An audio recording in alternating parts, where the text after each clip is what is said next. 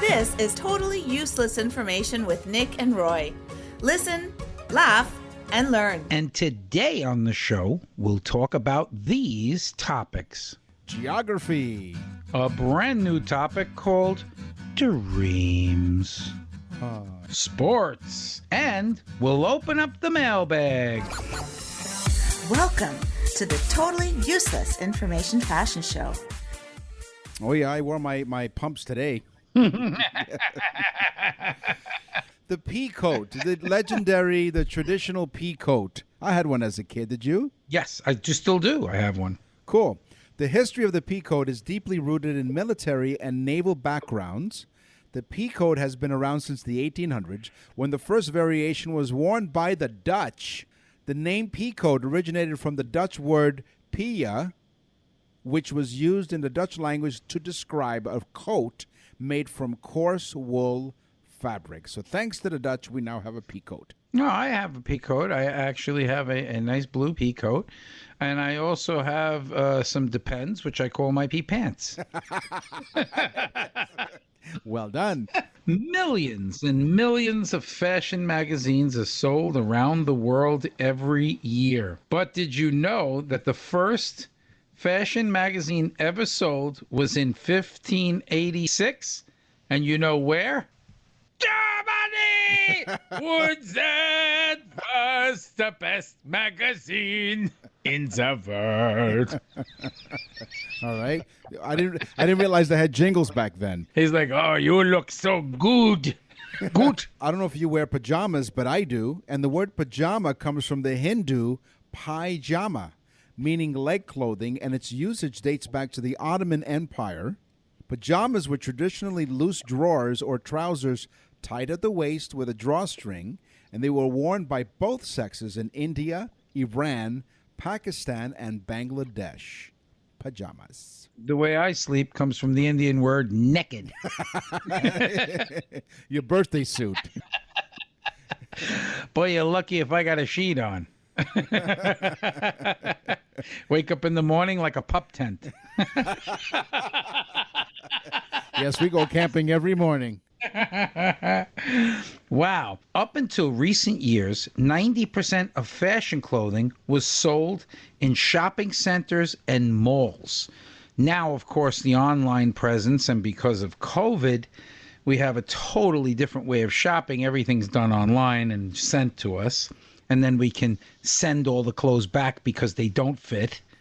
Because we seem, we think we're skinnier in our brains than we do in our actual physical bodies. Yeah. I used to fit in a 36. Blame it on COVID. Yeah. Well, no, we blame everything on China. Those Chinese-made clothes, they're made smaller. That's right. But anyway, well, we can thank the Romans. The Romans invented the shopping center. They were super smart, the Romans. They said, we want to be able to give people a place to shop where they could get all of their items and needs in one place. So they created the shopping marts of Rome, which then became the craze to have shopping marts all over the place. So because of the Romans, we have malls. I wonder if the first mall ever made was called the Colosseum. Yeah, probably, something like that. Welcome to the Caesar Mall. The hooded sweatshirt, called a hoodie, is a garment that originated in the 1930s in the United States for workers in cold New York warehouses. The modern clothing style was first produced by Champion in the 1930s and marketed to laborers working in freezing temperatures in upstate New York. The term hoodie entered popular usage in the 1990s. Wow. And of course, when they sent all our jobs overseas, the hoodie became the best known clothing worn by bank robbers. Get ready for this one. I found this interesting. This may be a takeaway for probably ladies from the show. Queen Victoria was the first person to wear a white wedding dress. Before that, white was considered the color of mourning. Really? Not black? Yes. In fact, today in places like India and parts of Asia and Middle East, people still do not wear white for weddings. They wear it to mark a death. So we've heard of Spanx. Sarah Blakely is responsible for Spanx. Sarah Blakely was selling. Like it. What? I love it. I say I've been a bad boy. No, not spanking. No, you're talking about clothing. Although it depends on how you look at this story. Sarah Blakely was selling fax machines from door to door. Remember fax machines?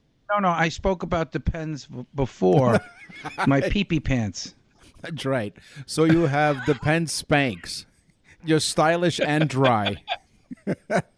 So Sarah Blakely was selling fax machines. Remember those way back when?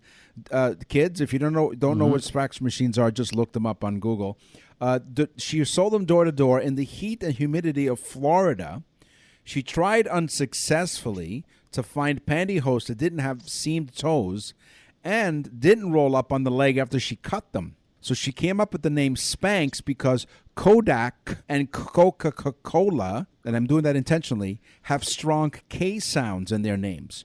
Because she read that the founder of Kodak liked the sound so much that he used it at the beginning and the end of his brand name, right? Kodak. The name Spanx eventually came to Blakely, and she decided to replace the KS to X. So that's why it's spelled Spanx.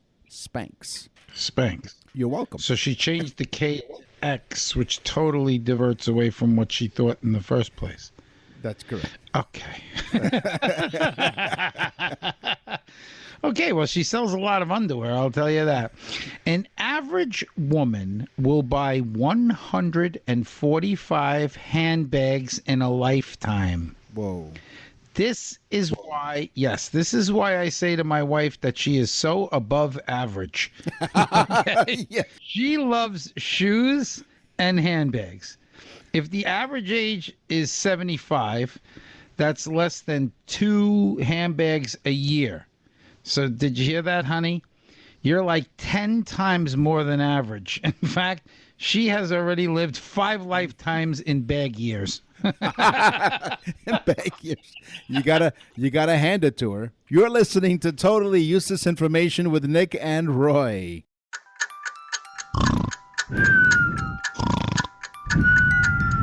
And now it's time for Totally Useless Information with Nick and Roy as they present Dreams. Wake up. Wake up. Dreams. What was that? Welcome to Dreams, a brand new topic here on Totally Useless Information with Nick and Roy. Someone from our mailbag said, we love your show. Thank you very much, but we'd like to suggest a topic. So this is courtesy of Russ Courtney, who suggested that we do a topic on dreams. We thought this would be a great topic for you guys because we love listening to your show. And what better way to celebrate useless information than talk about dreams? So thanks. If you think Roy and I know a lot about dreams, you must be dreaming. Well, I do dream. Heidi Klum. Yes. But go ahead. That's another story. So I have a few topics here. So if you dream about amnesia, to dream of amnesia represents you or someone who has a poor memory of something. You may not remember something that other people do. Alternatively, amnesia may represent you or someone else that has blocked out or rejected a negative aspect of yourself. That's pretty interesting. What I want to know is how could anyone remember if they dreamt of amnesia? True. Can I ask you a question? Yes. Who are you and what am I doing here? Totally useless information with Nick and Roy. I'm Nick. And I'm Roy, and all you have to do is hit nickandroy.com, and you go directly to our website, nickandroy.com. You'll be glad you did. Tell all your friends. Okay, dreams. If you dream that you're staring into an abyss, it means that you will be confronted by threats of seizure of property. Oh. Yeah, it could also mean that you're anticipating a quarrel or reproach. Who wrote this? Some amazing, literal, genius. Let's use all the big words that we can. Okay, but anyway, so if you stare into an abyss, it could mean that there's somebody's going to steal your property, or it could mean that you're about to fight with somebody. Or, as I think, it could mean that you're curious at what's at the bottom of the damn big hole. Good point. And now it's time for Totally Useless Information with Nick and Roy as they present Dreams. Wake up. Wake up. Dreams. What was that? If you're dreaming of ants, it represents minor daily annoyances where they were in a few numbers. So you may be easily irritated and frustrated by minor things in your life. If you just see one single ant in your dream, it may present your own feelings and emotions of being small and insignificant. Wow, that's so funny because me and Nick really don't talk about what we're going to say. We just talk about the actual topics, and he spoke about ants. So this is funny. To see an aardvark, which is an anteater. Yeah. Okay, cool. In your dreams, I thought this was wild, indicates that you are being secretive and cautious about your business. Okay? Or it means that you're lost in the woods and standing on an anthill. Yes. I think. Yeah, exactly. So, but it's a big secret, so you would never know. We would never know where you were standing. Yeah, but if you see an aardvark, it means that you're secretive and cautious about your business. I heard about that. Someone told me. I don't remember who. Bobbleheads. If you're dreaming of a bobblehead, you know you get those at sporting events and whatnot, right? The dream of a bobblehead represents a tendency to go along with what other people think. So you're always saying yes, like a bobblehead, right? Total agreement, no matter what. Negatively, however, it may be a sign that you need to start thinking for yourself. Don't let other people think for you. Right, Roy? Yes, Nick. Listen, my wife drives a little 124 Fiat convertible. It's so small, that car. Yeah. She says, when I get in it, I look like a bobblehead. I'm sure that's the only And reason. I go, yes, dear. Yes, dear. Okay. To see an abacus. Of course, I had to pick these because I was like, who the hell dreams of an abacus? Yes. But anyway, to see an abacus in your dream, the centuries-old Chinese bead calculator refers to outdated ideas, that you have an old-fashioned perspective on issues. Or it could mean, as I think, that you're broke and can't afford a real calculator, which you need because if you had a calculator, maybe you wouldn't be so broke. Yes. You can count on that. On one hand. On one hand. If you're dreaming about a bra, it is, I don't know how many times this has happened to you, but to dream about to dream about a bra is generally associated with speaking English. Right. To dream about a bra is generally associated with protection and security. Perhaps you're trying to protect yourself from getting hurt in a situation in your waking life. Wearing a bra or putting on a bra could indicate your need for dignity and self-respect. I don't know why, but I constantly dream that my hands are a bra. You get no self-respect. Ooh. No, I don't. To dream, get ready, guys. Here's another cool one. To dream you're at the Academy Awards means that you need some glamour in your life. But wait, it gets better. If you dream that you won an Academy Award, it implies that you were looking for acknowledgement in your life. And to me, if you dream you're watching it on TV, you'd be the only one because nobody watches the Academy Awards anymore. That's right. And the award goes to Totally Useless Information with Nick and Roy. Throw away your totally useless GPS. It's time for geography. So get lost with Nick and Roy. nickandroy.com is where you go to find out all kinds of episodes. Our full library of past episodes are on the website. Plus, you can email us, nickandroy.com. Roy, what do you got in your world of geography? Attention fish. I like starting off that way. Attention, fish. Yes. Because Asia is moving closer to North America, the Pacific Ocean is shrinking. Yes, it is by 3 centimeters a year. So if I was a shark, I would be very concerned. I would too. Now, because the attention span of a goldfish is 3 seconds, you'd have to repeat that whole thing all over again. What? If you had the attention span of a goldfish, it would. You know how Britons love their tea, and you're thinking, well, how does Britain become the place where tea is you think it's a staple? It is a staple. You think it came from England, but no, it didn't. It was Catherine of Brazanza, a Portuguese woman, who was the first person to drink to the Isles. After she wed King Charles II in 1662, her favorite libation was tea from China. Quickly caught on at the royal palace. Sorry, my dentures are slipping. Quickly caught on at the royal palace, then the rest of the country. More than 300 years after Catherine's introduction, actually more than 400 years, it's estimated that the British now drink over 175 million cups of tea every single day. You know, we had on one of our other shows, because, you know, we try to keep it funny and stuff, but we had on one of our other shows that the English didn't get as sick during plagues and stuff because of the fact that they drank tea all day long and they had to boil the water, which killed any disease. So the tea was a very good thing to drink during times of plagues. When people were drinking regular water, they were getting sick from it. Because of the San Andreas Fault, Los Angeles, because I'm talking about all these continents moving and stuff, but because of the San Andreas Fault, Los Angeles is moving closer to San Francisco every year. That means in 15 million years from now, they will actually meet each other. Los Angeles will be directly right next door to San Francisco. Someone needs to tell all of the San Fran homeless that their zip code is about to change. Yes. Or you'd be like, well, yesterday I was on the Golden Gate Bridge, and today I'm on the Hollywood Stars Walk of Fame.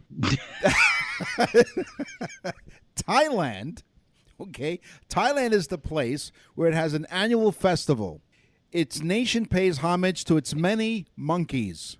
During the Monkey Buffet Festival, residents of Lopburi provide 4.5 tons of fruit, veggies, and candies to over 3,000 monkeys that live around the ancient temple of Phra Prang Samyot. Mm-hmm.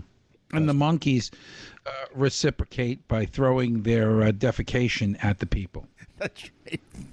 Monkey poop. No, then the next week it's the Monkey Poop Festival. Ah, yeah, it's great. Yeah. It's the free fertilizer festival. Oh my God! Underneath Yellowstone National Park, attention, ladies and gentlemen. Underneath Yellowstone National Park is one of the few supervolcanoes in the world. If it erupts, say goodbye to half of the United States and parts of probably uninhabited Canada. Yes. Wow. The last time that the supervolcano erupted in that area was 640,000 years ago. Trust me, Nick was there. So, here's a tip. Yes. Yeah. The goldfish thing, Nick. Okay, so here's a tip. If you see smoke coming out of the ground, what the hell are you doing there? Run. It's not rocket science. Don't go there. This is super volcano under Yellowstone. Yes. If there's smoke coming out of the ground, either the volcano's erupting or they've elected a new pope. In Egypt, they are the founders of bread.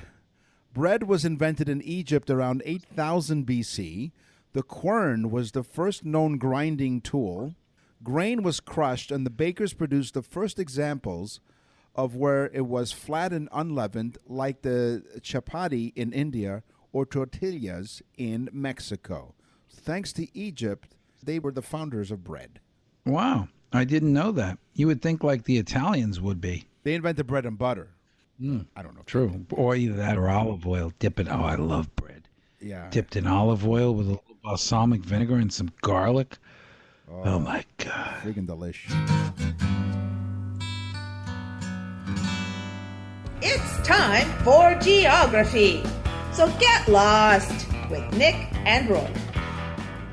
The largest rock in the world can be found in Australia.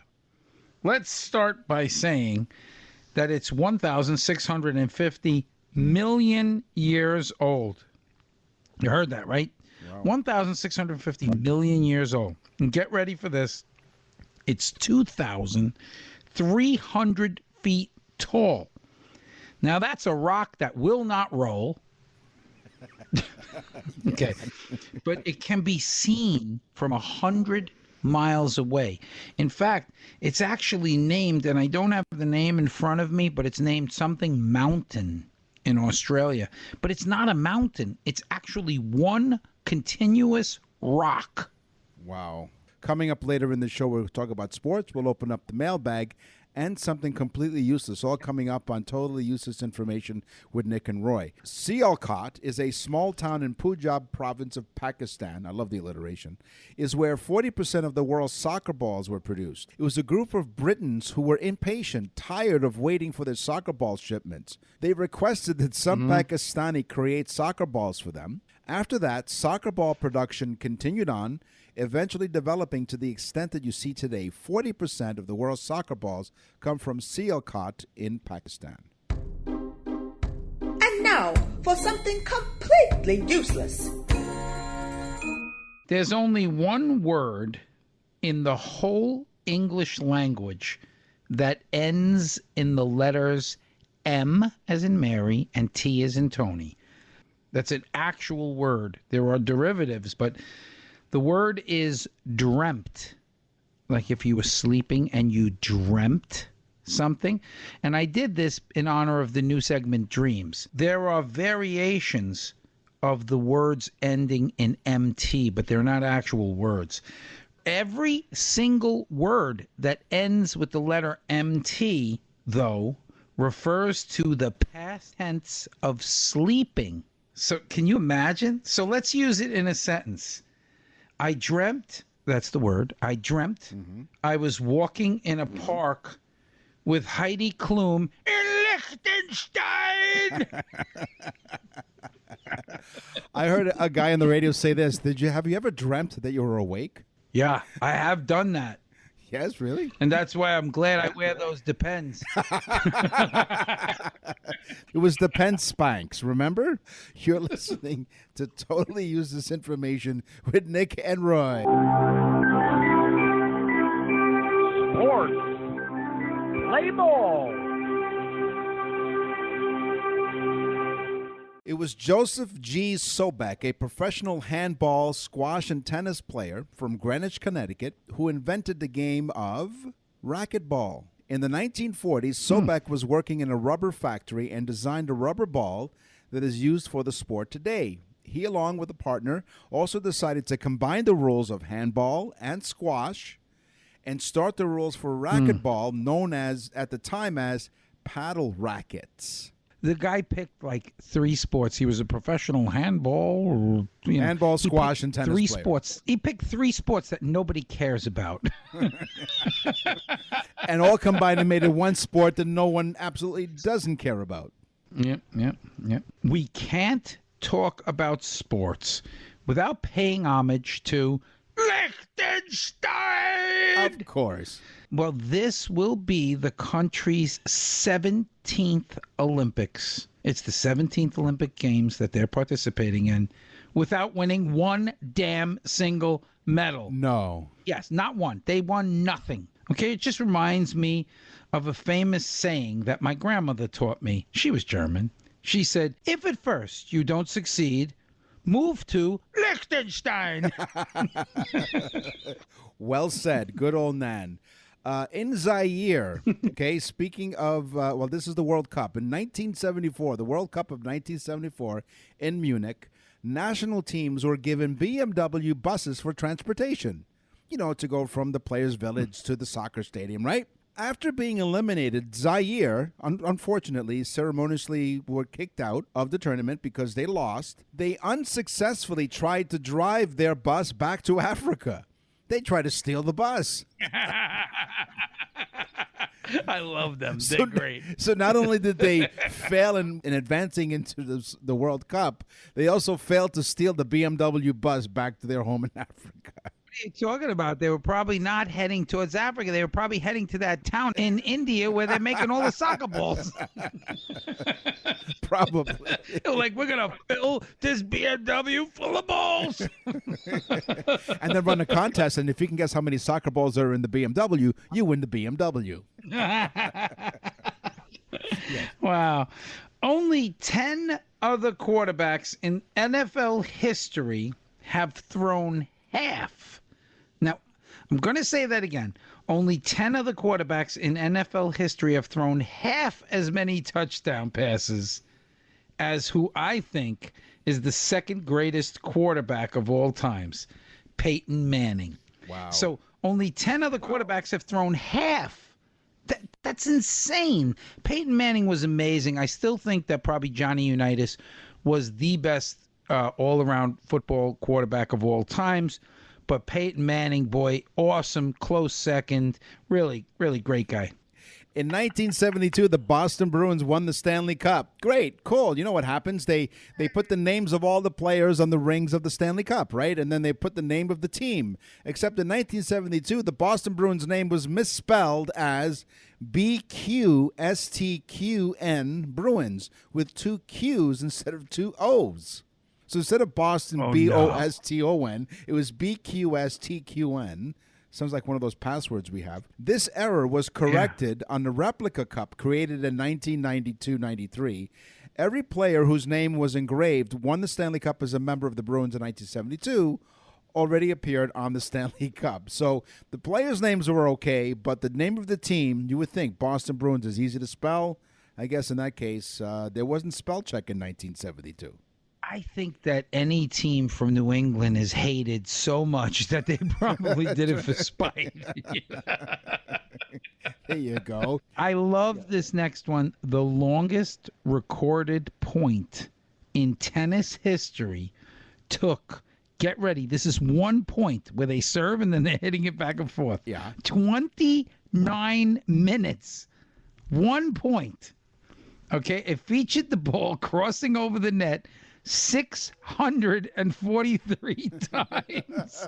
It was a women's match in 1984. When they asked the women about that particular point, the women said, "I'm too tired to speak." No, but can you imagine that? Now, having said that, which I thought was cool, and I think that people should talk about that, 29 minutes, 643 times across the net. But here's the reverse. A young Australian player, Bernard Tomic, Tomic, Tomic, lost an entire match in 28 minutes. Now, I play tennis. I don't know how that's possible, but this guy had to really suck. And he lost by 2 points. That's the irony. He lost by 2 points. Those women played 1 point for 29 minutes, and damn stupid-ass Bernard Tomic, he lost in 28 minutes the whole damn match. His nickname, believe it or not, was Tomic the Tank Engine.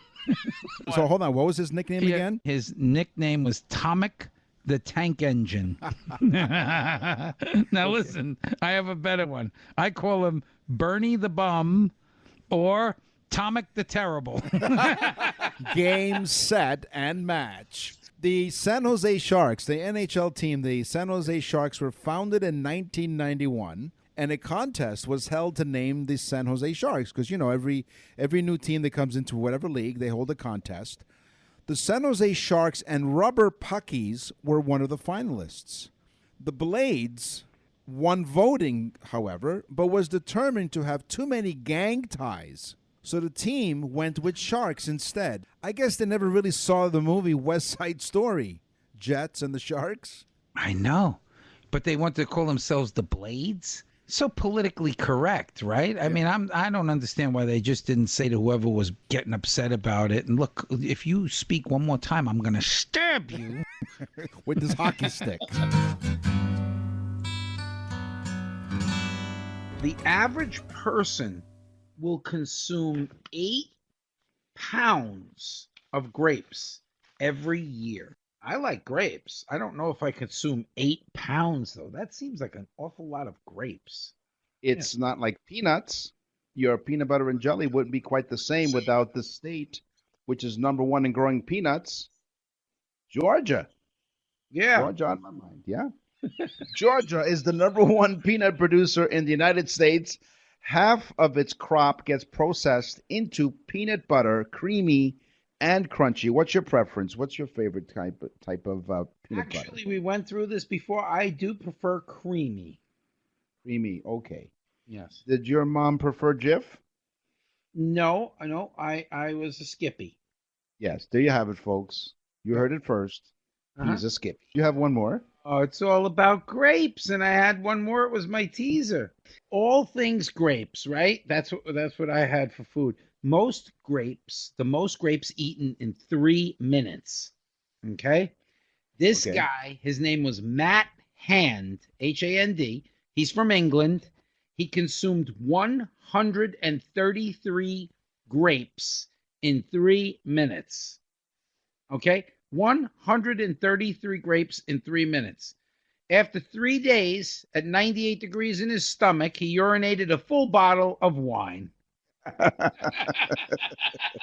Red or white? The kitchen is now closed. Join us next time on the Totally Useless Information Podcast for more sweet and savory morsels of useless food information. See you real soon! Einstein was a moron. Newton was a jerk. E equals nothing in science, science, science. Speaking of Einstein, Einstein married his first cousin. Oh, no. An archive of nearly 1,400 letters written by Einstein gave evidence that he became detached and even cruel to his first wife. Meanwhile, Albert started getting close to Elsa around 1912 while he was still married to Maria. The two had grown up spending a lot of time together as cousins usually do. It was only around this time that they developed a romantic correspondence with one another. Sounds like a soap opera. Anyway, Albert wed Elsa on June 2nd, 1919, shortly after divorcing his first wife. Yep, he married his cousin. What did he say? Like, this doesn't add up. No. This is where I'm thinking maybe that's where he discovered the theory of relativity. Relative. He married. This is sick. You hear this stuff, it's sick. He was but look at his hair. Yes, that alone will tell you. Couldn't comb his hair. Of course he married his cousin. This is a funny story, though. This is a true story. He frequented Long Island, New York, and when I lived in Long Island, New York, there was a guy who had a hardware store who they were friends with Einstein. And there were all these pictures around of him with Einstein. And I kept looking at these pictures and said to my wife, he has women's shoes on. In every single picture, Einstein had these like women's espadrille shoes. And I didn't even know that's what they were called. My wife told me. But I said, they look like women's shoes. And they were women's shoes. The guy is a psychopath. He married his cousin. His hair looked like he blew up. And he wore women's shoes. Okay? Relatively speaking, I think he's a nut. Yes. There's your theory of relativity. Wow. The Eiffel Tower can be 15 centimeters taller during the summer because the rise in temperature forces molecules to expand, especially in metal. And being that the Eiffel Tower is made out of metal, the Eiffel Tower will get 15 centimeters taller in the summer. Okay? There you go, French. Keep building stuff out of metal. So I guess in the winter, it suffers from shrinkage. You're listening to Totally Useless Information with Nick and Roy. Let's see what we have in the mailbag today. What's in the mailbag? What's in the mail?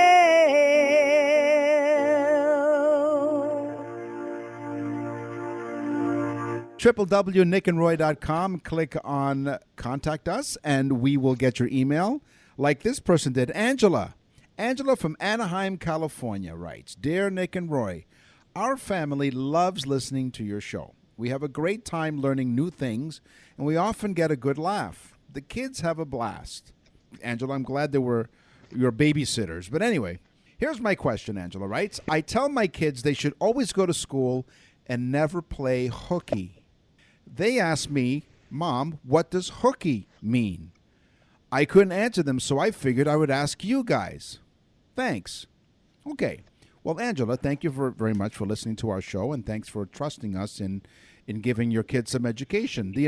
This Americanism, meaning to skip school, most likely comes from the Dutch hoekkie, a name for the game of hide and seek, first recorded in the 1840s. However, it's often sometimes suggested that the phrase may have come from the phrasal verb to hook it, meaning to run away or clear out. www.nickandroy.com. What's in the mail?